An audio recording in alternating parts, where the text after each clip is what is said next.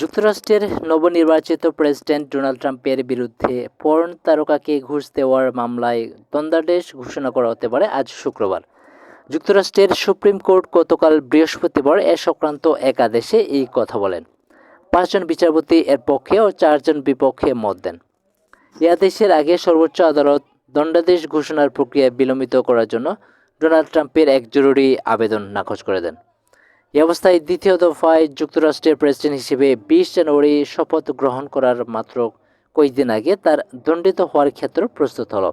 গতকাল বৃহস্পতিবার এই আদেশ প্রদানকালে 4 রক্ষণশীল বিচারপতি ক্লেয়ারেন্স থমাস, স্যামুয়েল এলিটো, নেল গরসাচ ও ব্রেট কাভানা বলেন তারা ট্রাম্পের অনুরোধ রাখতেন, তবে তার বিরুদ্ধে অবস্থান নেওয়ার বিষয়ে প্রধান বিচারপতি জন রবার্টস ও বিচারপতি এমি কুনি ব্যারেট সর্বোচ্চ আদালতের ওপর 3 জন উদারপন্থী বিচারপতির সঙ্গে যোগ দেন।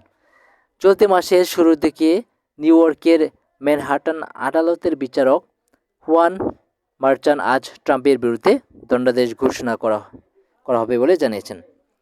অবশ্য তিনি এমন ইঙ্গিত দিয়েছিলেন ট্রাম্পকে কোনো ধরনের শাস্তি বা কারাদণ্ডের সম্মুখীন হতে হবে না। যুক্তরাষ্ট্রের স্থানীয় সময় আজ সকাল 9:30টায় ট্রাম্পের বিরুদ্ধে দণ্ডাদেশের ওপর শুনানি শুরু হওয়ার কথা রয়েছে। এ প্রক্রিয়ার সঙ্গে যুক্ত রয়েছেন এমন একজন জানান, নির্বাচিত প্রেসিডেন্ট ট্রাম্প মার-এ-লাগো থেকে ভার্চুয়ালি এতে যুক্ত হবেন।